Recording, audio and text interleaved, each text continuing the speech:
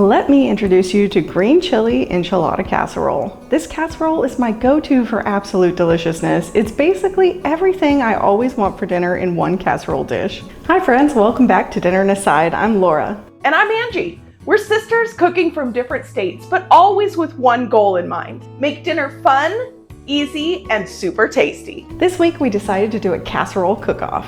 We did this recently at a family get-together. We each brought our favorite casseroles, but somehow it turned into a competition to see which one would be the victor. So we decided to make them both for you and let you decide. I made mine on Wednesday, and you can watch that video right here. Laura's gonna make hers today. We'd love it if you'd make both of them and let us know which one you like best. Don't worry, it's a friendly competition. No one's gonna cry if you don't pick theirs. Speak for yourself. But I really think you're gonna pick mine. I live in Southern California and tacos and burritos are always on the menu.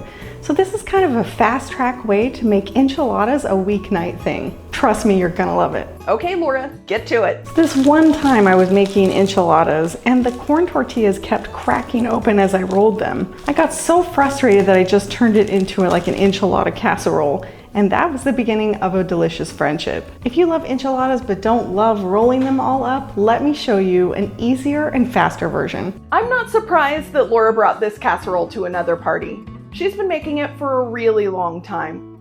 Do you have any go-to casseroles that you always make?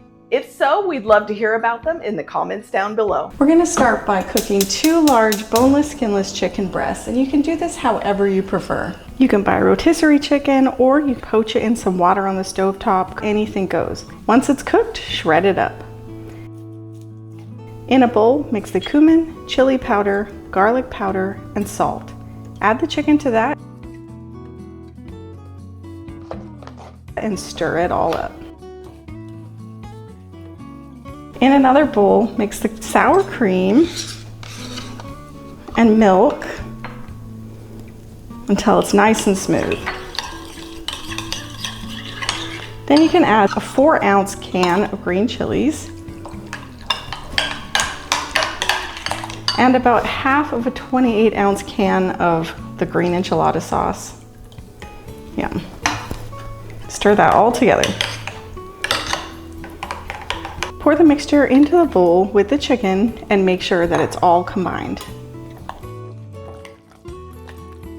Next, you're going to need corn tortillas, yellow or white, and we're going to cut these in half. Cutting them in half just makes them a little bit easier to layer.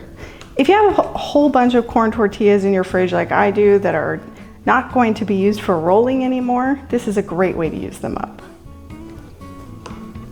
I'm not trying to make more work here for you, I promise, but giving these tortillas a light fry is where the magic happens. It will give them more texture and flavor, and that will really make this special.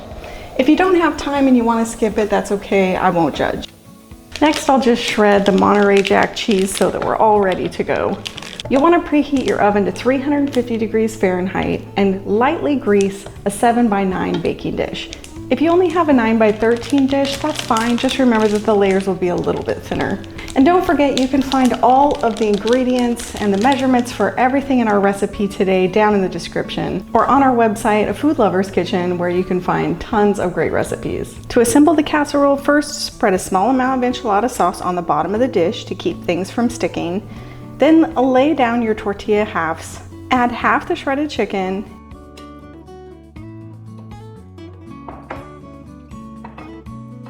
and a third of the shredded cheese.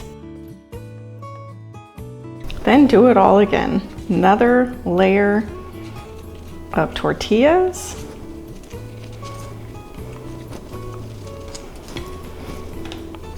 Get those all down in there. Your final layer of chicken.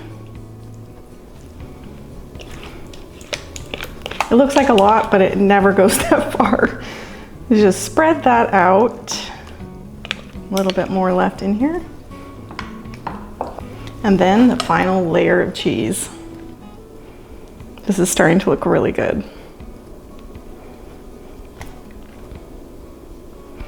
Okay, then you'll put one last layer of tortillas on the top.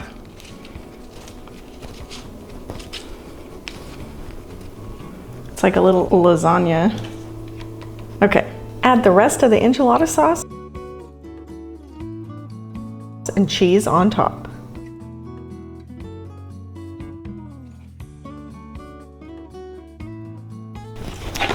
Then we're gonna go ahead and cover it with tin foil and bake it for about 30 minutes. If you're liking this video so far, could you please pop down there and like this video so that more people like you can find it. Uncover it and bake it for 10 more minutes to let the top get melty and golden. I can smell the green chili. This is gonna be so tasty, but you're gonna wanna let it rest for at least 10 minutes so that you're not serving enchilada lava. The green chili sauce, the extra texture we added to the tortillas, and of course, all that melty cheese. It's just ridiculously satisfying. I have to admit, Laura's casserole is very tasty. If you love Mexican food, you are going to love this casserole. Even though it takes a few liberties, it's not exactly authentic. Yeah, I know at least someone will comment on that, but I don't care. Good food is just good food. Hey, if you haven't checked out Angie's video yet, you have to go do that now. You can just click right here to go directly there. And don't forget to tell us in the comments which one you think is the winner. I know you want to pick mine. Hey, no cheating now.